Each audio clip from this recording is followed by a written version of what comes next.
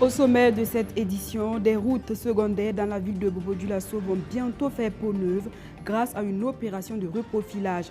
La première phase de cette opération a été lancée hier par le président de la délégation spéciale de la ville. Ce sont au total 100 km de routes qui seront réhabilitées, de quoi faciliter le déplacement des populations. Et puis, où vont se jouer les matchs délocalisés des étalons cette année? Les éliminatoires de la Coupe du Monde 2026 s'annoncent en juin 2024. Le stade du 4 août étant suspendu depuis près de 4 ans, la Côte d'Ivoire pourrait être la nouvelle destination de l'équipe nationale en remplacement du Maroc, quand on sait que les déplacements du 11 national au royaume chérifien coûtent environ 360 millions de francs CFA à l'État burkinabé. Voilà pour les titres de ce 13h. Soyez les bienvenus si vous venez de nous rejoindre sur BF1. Le foncier, une bombe à retardement au Burkina Faso. Le gouvernement de transition veut la désamorcer. Il vient de créer l'autorité nationale de coordination du foncier. Cette nouvelle structure, rattachée à la présidence du Faso, se donne pour ambition d'accélérer le processus de digitalisation dans la gestion du foncier. Toute chose qui permettra d'instaurer une transparence dans ce secteur. Un décret a été pris dans ce sens au cours de l'hebdomadaire Conseil des ministres. On écoute le porte-parole du gouvernement pour plus d'explications. Cette structure qui sera donc rattachée directement à la présidence du Faso est un secrétariat technique qui a reçu la mission de coordonner et surtout d'accélérer tous les processus en cours en termes de digitalisation de la gestion donc, du foncier. Il s'agit d'une étape importante en vue de créer donc les conditions d'une plus grande transparence dans ce secteur et surtout qui devrait favoriser donc la gestion de l'appurement du passif foncier.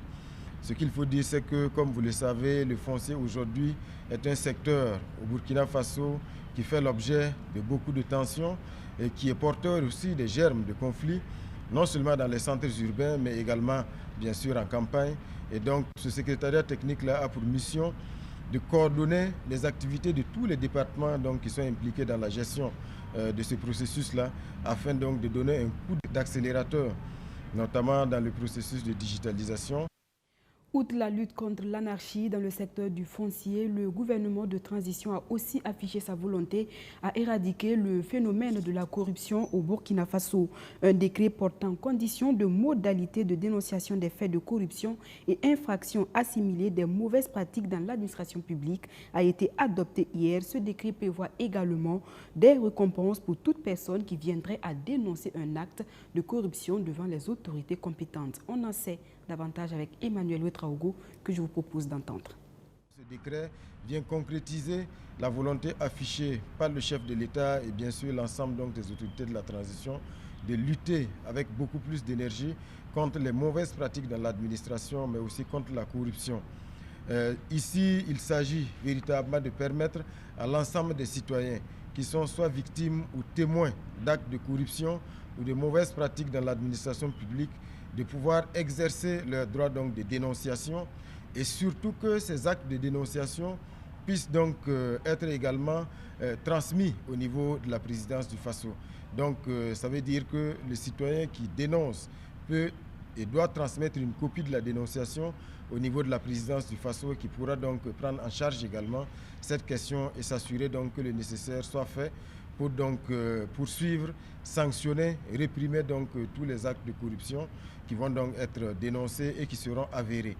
Ce qu'il faut aussi dire, c'est qu'au terme de ce décret, il est prévu aussi des récompenses pour ceux qui vont donc dénoncer ces actes de corruption et s'il s'avère que ce sont donc des dénonciations et des actes qui sont fondés, il y a des modalités de récompense de ces citoyens-là qui vont être définies par un arrêté interministériel. Nous présentons à présent la direction de Bobo-Dioulasso dans son arrondissement 5. Depuis hier 21 février, les Caterpillars sont en mouvement au secteur 5 de la ville. Des mouvements de machines pour redonner un nouveau visage à 930 mètres de voirie dans ce secteur. Des travaux de réhabilitation qui s'inscrivent dans le cadre d'une opération de reprofilage des routes secondaires en voie de dégradation initiée par la délégation spéciale de la commune. L'ensemble des opérations va concerner 130 km de voirie. Le lancement de la première phase des travaux avec Amidou Ouedraogo et Soto Justin Dabiri. Conducteur d'un instant de niveleuse, Koudoukou Laurent Kontogom, président de la délégation spéciale de la commune de Bobo-Dioulasso, lance officiellement les travaux de reprofilage des voiries dans la ville de Sia. Pour cette première étape, ce sont 940 mètres de voies qui seront réaménagés dans le secteur 5 dans l'arrondissement 5 de Bobo-Dioulasso. L'initiative portée par la commune vise à faciliter la mobilité urbaine des habitants de la ville de Bobo-Dioulasso. Cela répond à la nécessité d'atténuer les risques pour les usagers de la route en matière d'accident de la route et certainement de faciliter aussi la vie des riverains de ces voies dont l'État rend difficile leur usage pour eux comme pour les usagers. Nous avons l'entreprise EKS, Kanazoe, qui nous a mis à notre disposition une niveleuse et nous avons d'autres qui se sont annoncés pour prendre le relais dans les autres arrondissements. Ce matin, nous sommes là pour reprendre les travaux de reprofilage, essentiellement des axes principaux de la ville de Bobo-Dioulasso.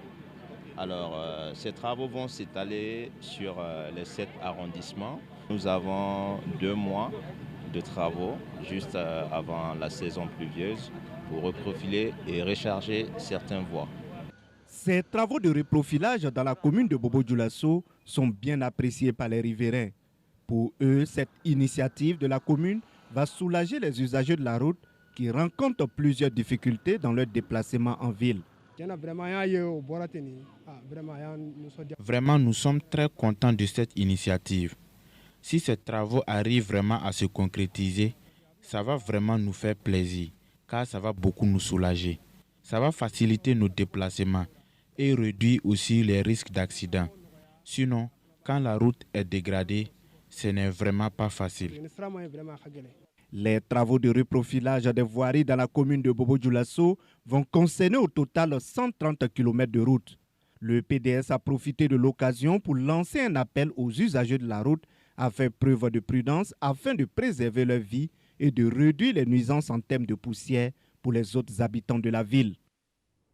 Après le rendez-vous manqué de 2014 et la tentative infructueuse de 2020, 2024 sera la bonne. Du 27 au 29 février prochain se tiendra à Ouagadougou la 4e édition du Symposium international sur le transport et la logistique.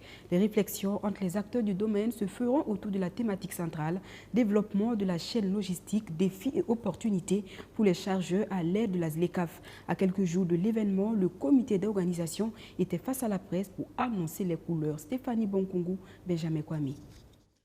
Pendant 3 jours, à partir du 27 février 2024, les chargeurs, les transporteurs, les commissionnaires agréés en douane et autres acteurs intervenant dans la chaîne des transports et de la logistique seront réunis à Ouagadougou pour la 4e édition du Transloc Africa 2024.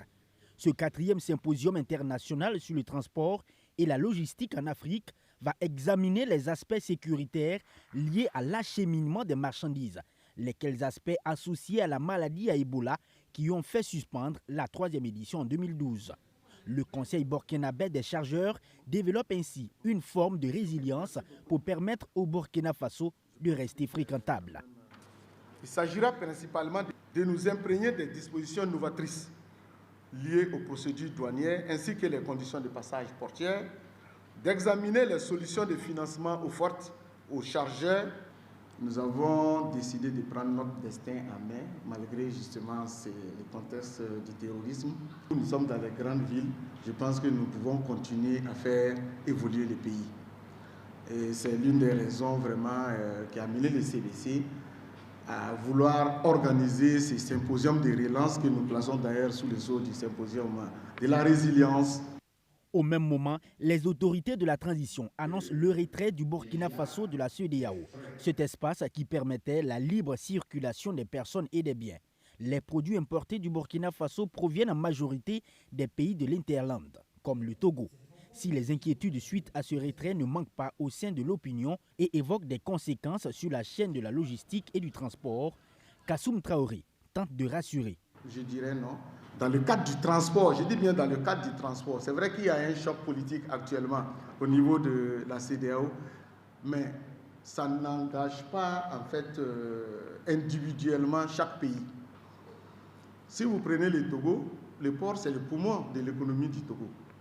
Et je pense que le Togo ne va pas, en tout cas, envisager une décision allant dans le sens de fermer son port avec le Burkina. Aujourd'hui, je pense que c'est le pays qui bénéficie le plus d'ailleurs de la crise qui oppose l'AES et la CEDEAO. Le président du CBC ne s'arrête pas là, il se projette sur les trafics dans les différents ports. La fermeture n'est pas envisageable pour lui. Le Ghana également est un pays en difficulté aujourd'hui, il y a difficulté économique. Il y a moins de 2 mois, nous avons reçu une délégation des autorités ghanéennes ici pour venir encore faire la promotion des ports du Ghana. Nous espérons que la Côte d'Ivoire ne va pas également fermer son port avec le Burkina. Vous avez Sitaraï. Une fois que les ports ivoiriens seront fermés au Burkina, ça veut dire que déjà Sitaraï est mort. Et je pense que ceux qui sont derrière Sitaraï ne vont pas également encourager la Côte d'Ivoire à aller dans ce sens. Des accords existent déjà en matière de transit et de transport avec tous les pays voisins du Burkina Faso, précise encore le CBC. Il s'agira donc au cours de cette rencontre à venir de mieux s'organiser, partager les expériences et connaissances entre transporteurs et de relever les défis et opportunités qui interviennent dans le cadre de la ZLECAf. On en vient au grand format de ce 13h consacré aux délocalisations des matchs des étalons. Le Burkina Faso, vous le savez, est orphelin de stade depuis près de 4 ans. Le stade du 4 août est fermé pour rénovation. Conséquence, tous les matchs de l'équipe nationale se jouent à l'extérieur. Une situation qui coûte cher à l'État burkinabé. On parle de près de 360 millions de francs CFA à dépenser pour chaque match délocalisé. À la faveur de la CAN 2023, des stades modernes et un public ont été révélés au Burkinabé en Côte d'Ivoire. La Côte d'Ivoire pourrait-elle devenir la nouvelle destination du 11 national en remplacement du Maroc? Nous avons posé la question aux acteurs du domaine. Leur réaction dans ce reportage signé Luc Pacbelguem. La 34e Coupe d'Afrique des Nations s'est disputée en Côte d'Ivoire et les matchs se sont joués dans 6 stades. 6 stades modernes que les autorités ivoiriennes disent mettre à la disposition de tout demandeur, évoquant une diplomatie sportive. Certains de ces stades pourraient intéresser le voisin burkinabé qui est sans stade aux normes depuis 4 années. Cette situation a amené les autorités sportives du pays à élire domicile au Maroc, faisant des stades du royaume chérifin les nouveaux stades du 4 août. Le Burkina Faso jouait dès lors ses matchs à domicile, à l'extérieur, mais à quel prix? Selon les experts, un match du Burkina Faso à l'extérieur coûte au bas mot 360 millions de francs CFA. Si avant le pays pouvait se permettre de telles dépenses, dans le contexte actuel de rareté de ressources, cela peut paraître aberrant. Faut-il alors continuer à aller jouer si loin et si cher pendant qu'il est possible d'évoluer tout près dans des stades de pays voisins comme la Côte d'Ivoire? Non, moi à mon avis, il faut prospecter du côté de la Côte d'Ivoire pour désormais jouer nos matchs, que ce soit en éliminatoire de la CAN ou la Coupe du Monde, qu'on établisse désormais nos bases en Côte d'Ivoire, parce qu'avec la CAN, ce qu'on a vu des infrastructures de qualité, des stades vraiment aux normes et surtout des terrains d'entraînement aussi de qualité. Donc, et lorsqu'on a joué à Bouaké par exemple ou à Korogo, on n'a pas été orphelin du public. On a vu beaucoup de supporters qui étaient au stade, beaucoup de Burkinabés qui ont effectué le déplacement parce que Bouaké et le Burkina, c'est pas vraiment loin. Donc beaucoup de personnes peuvent venir supporter les étalons. Et on le sait, depuis la suspension du 4 août, les étalons ne jouent plus devant leur public. Et pour moi, en attendant la réhabilitation du stade du 4 août, Bouaké peut être la meilleure alternative en attendant bien sûr que tout rentre dans l'ordre. Le ministère en charge des sports a annoncé la fin des travaux de rénovation du stade du 4 août pour août prochain. Avant cette date, les étalons doivent livrer 2 matchs contre l'Égypte et la Sierra Leone courant juin 2024. Si le Burkina Faso se déplace en Égypte, il doit recevoir la Sierra Leone. À la faveur de cette CAN, des Burkinabés ont pu se rendre compte du capital sympathie dont ils jouissaient à Bouaké et à Korogo. Le stade de la paix de Bouaké de 40 000 places est à 814 km de Ouagadougou et 459 de Bobo-Dioulasso, et le stade Amadou Gon Coulibaly de Korogo de 20 000 places est à seulement 240 km de Bobo-Dioulasso et 635 de la capitale burkinabé. Faire le choix de ces 2 stades permet non seulement d'avoir des supporters burkinabés sur place en Côte d'Ivoire, mais aussi il y a ceux qui pourront se déplacer massivement pour les rencontres à moindre frais. Avec Bouaké, on a une forte chance d'avoir un assez grand nombre de supporters burkinabés dans les gradins et la qualité aussi de la pelouse. Cette pelouse n'a rien à envier celle des stades marocains. Donc Bouaké, ça peut être une bonne destination. Alors que le stade de Bouaké là, Bouaké stade c'est meilleure pelouse. Il y a tant de gens qui campagne africaine, il faut une Sénégal équipe. Donc il y a mam taka da bale boye mo ko sa ton stade kawana nanda stade hansa éliminatoire là nan singla ba éliminatoire nan sing mama nous on préfère qu'on prend Korogo ou bien Bouaké, c'est plus facile, c'est moins coûteux. A contrario, le choix du grand stade de Marrakech à 4305 km de Ouagadougou coûterait plus cher à l'État burkinabé et obligerait des étalons à jouer à presque huis clos. Sur les choix des stades pour les prochains matchs des étalons, ni le ministère en charge des sports, organisateur de ces rencontres, ni la Fédération burkinabé de football n'a voulu se prononcer. Opter pour des terrains voisins a des avantages sportifs parce que l'équipe nationale aura le soutien de son public et des avantages économiques, sauf en cas de refus de la Côte d'Ivoire. Bouaké et Korogo devraient être les nouveaux domiciles des étalons en attendant la fin de la reconstruction du stade du 4 août. Le programme combiné des éliminatoires de la Coupe du Monde 2026 et de la Coupe d'Afrique des Nations Maroc 2025 prévoit 14 matchs sans les matchs amicaux pour le Burkina Faso de juin 2024 à novembre 2025. Sur ces 14 oppositions prévues, les étalons reçoivent 7 fois. Sur la base des chiffres du ministère en charge des sports de 2022, c'est autour de 2,520 milliards de francs CFA que le pays doit casquer pour la destination Maroc et beaucoup moins cher pour les pays de la sous-région comme le Mali, le Bénin et la Côte d'Ivoire. Mais la Côte d'Ivoire, avec ses 6 stades et la forte communauté burkinabé y vivant, présente plus d'avantages.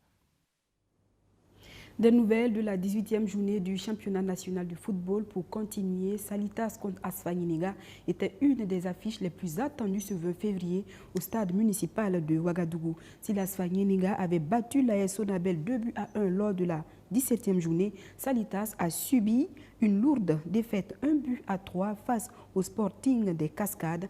Entre le désir de rédemption de Salitas et l'envie de confirmation de l'Asfaninega, l'enjeu a tué le jeu. Le résumé de la confrontation avec Madizongo et Maxime Ilboudou. Le 16 février dernier, sur la pelouse du stade municipal, Salitas est tombé 3-1 face au Sporting des Cascades pour le compte de la 17e journée. Pour que le doute ne s'installe pas dans la tête des joueurs, il fallait réagir face à l'Asfaninega. Il y a eu pas mal de choses qui se sont passées là-bas. On s'est dit que bon, si vraiment Salitas veut dire que bon, après le faux pas, c'est pas vraiment le vrai visage de Salitas qu'on a vu là-bas. Et on s'est dit qu'il fallait coûte que coûte gagner ce match pour dire que ça a été juste une erreur au Sporting. En face, les jaunes et verts sont aussi dans la dynamique de reconquête. Le nouveau coach Mohamadi Bagué et ses hommes ont fait sensation en battant l'AS Sonabel lors de la 17e journée. Un autre succès face à une équipe du haut du tableau allait confirmer le nouvel état d'esprit de la vieille deuxième Post Go. Sur la pelouse, l'enjeu va tuer le jeu. La première occasion nette du match est arrivée à la 33e minute avec l'Asfaninega. À la 43e minute, Alain Kanté d'un tir de 25 mètres ouvre le score. Une combinaison travaillée à l'entraînement selon l'entraîneur Wilfried Da.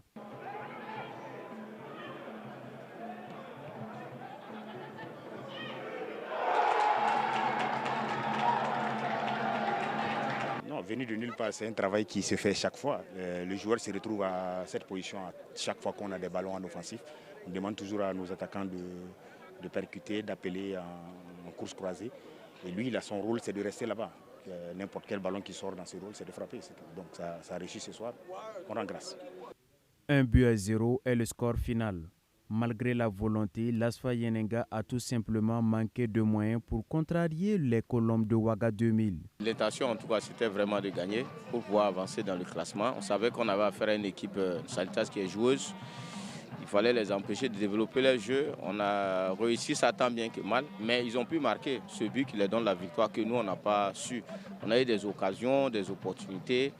Bon, en deuxième période, on a essayé de réagir, pousser.